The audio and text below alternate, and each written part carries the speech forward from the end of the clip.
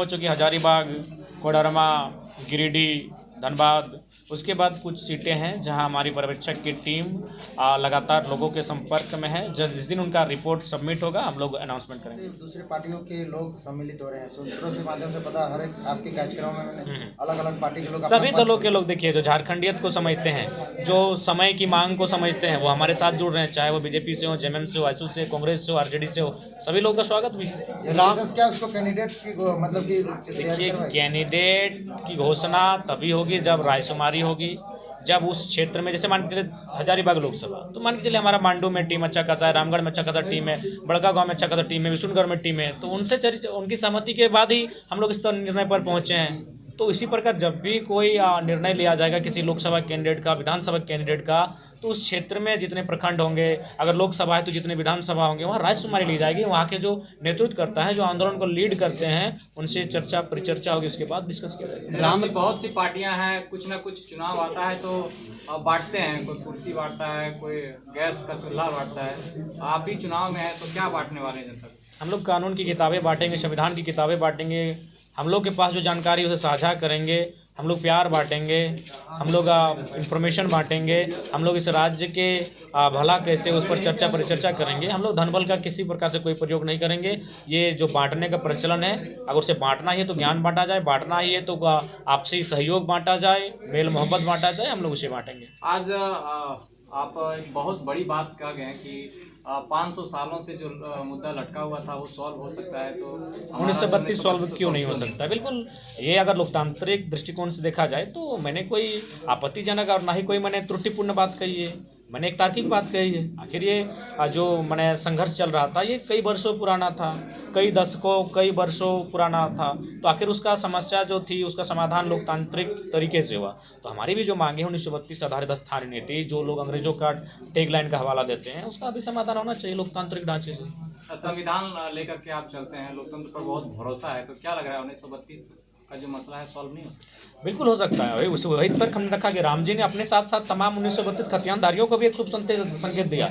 उन्होंने अपने साथ साथ विस्थापितों को संकेत दिया कि उनकी जमीन का अधिग्रहण मान के चलिए 500 साल पहले हुआ था, हमारी जमीनें 50 साल पहले अधिग्रहित की गई है, तो हमें भी वापस मिलना चाहिए। तो वही हमने तर्क दिया कि उन्होंने विस्थापितों को भी हिम्मत दिया। तो कहते हैं कि हम 6 लोकसभा सीटों में चुनाव लड़ेंगे, अगर 6 सांसद है इनके पास अगर आ जाते हैं तो क्या 1932 लागू करवा देंगे?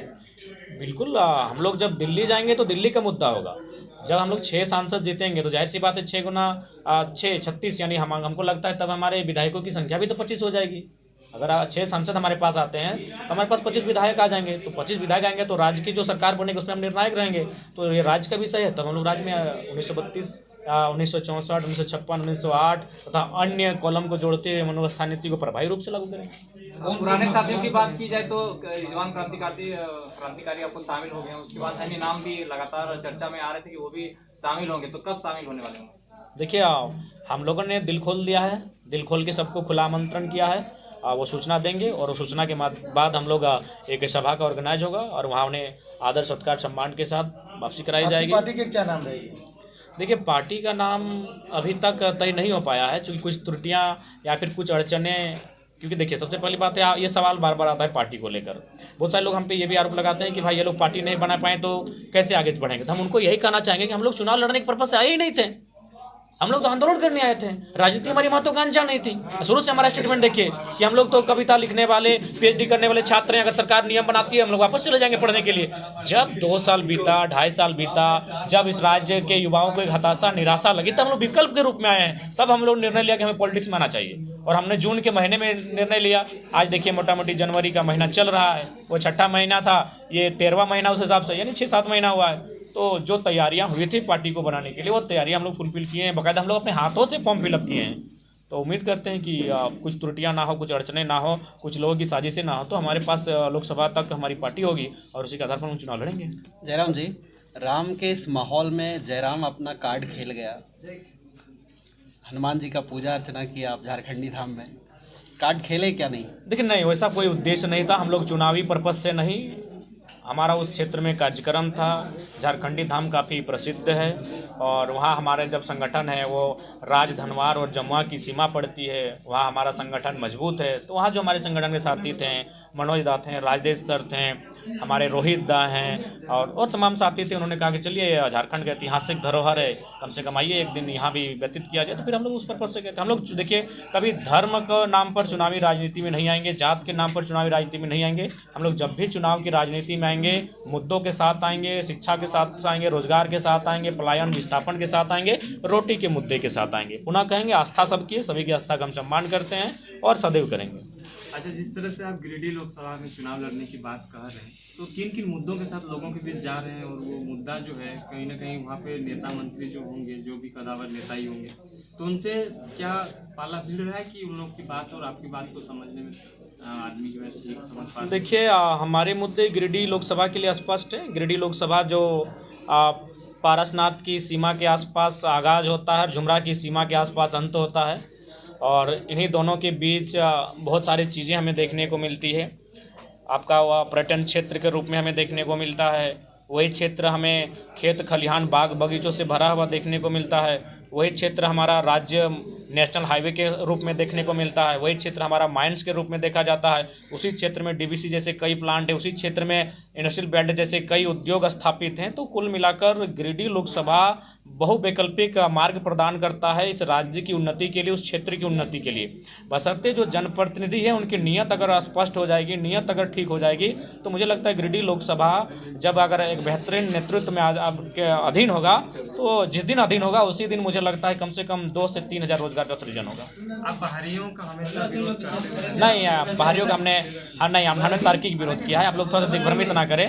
मैंने कभी किसी डीसी का विरोध नहीं किया है, मैंने किसी वीसी का विरोध नहीं किया है। अगर कोई चपरासी बन के जमादार हवलदार बन के आएगा तो मैं उनसे असहमति रखता हूँ, मैं उनका विरोध करता हूँ। इस स्टैंड पर मैं शुरू से कायम हूँ।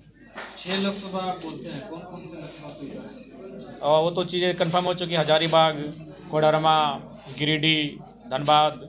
उसके बाद कुछ सीटें हैं जहां हमारी पर्यवेक्षक की टीम लगातार लोगों के संपर्क में है। जिस दिन उनका रिपोर्ट सबमिट होगा हम लोग अनाउंसमेंट करेंगे। मैं लोकतंत्र का शुभचिंतक हूं, लोकतंत्र की मूल्यों मर्यादाओं का ख्याल रखता हूं। इसीलिए मेरा मानना है कि जो केंद्र की जो दल है एनडीए, उनको थोड़ा सा चाहिए कि उनके भी जो मैंने विधायक सांसद हैं, ईडी उनके पास चाय पिए। मुझे लगता है उनके पास भी अकुत धन संपत्ति है। और देश को भी तो एक मैसेज दीजिए कि हाँ, भारत सच में एक लोकतांत्रिक देश है, इसमें डिक्टेटरशिप का जरा सा भी तत्व नहीं हावी है।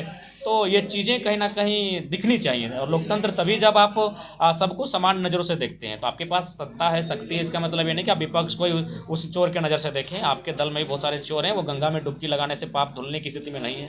जयराम जी, जिस तरह से चुनाव लड़ने की तो बात आप कह रहे हैं, तो पार्टी का रजिस्ट्रेशन का प्रक्रिया क्या चुनाव से पहले हो जाए कि दूसरे? देखिए हम लोग प्रयास कर रहे हैं। देखिए सबसे पहली बात है, हम लोग उस स्थिति में है जहाँ इस राज्य को एक फ्रेश राजनीति देना चाहते हैं। तो फ्रेश राजनीति अगर देना चाहते हैं तो कुछ अड़चने आएंगी, उनसे हम लोग स्वीकार कर लेंगे, लेकिन हालात और परिस्थिति से किसी प्रकार का हम लोग समझौता नहीं करेंगे। इस बात को जानिए, राज्य के लोग बड़ी उम्मीद के साथ जो उम्मीद जताए हैं उसे तोड़ने का किसी भी प्रकार से कार्य नहीं होगा। जब हमने 23 साल इंतजार किया, राज्य अलग बनाने में 88 साल का इंतजार किया, तो इंतजार कर लेंगे, लेकिन जल्दबाजी में कोई ऐसा कदम और कोई ऐसा सांठगांठ नहीं करेंगे जिससे इस राज्य की अस्मिता पर कोई प्रश्न चिन्ह लगे। चलिए, बहुत धन्यवाद सर।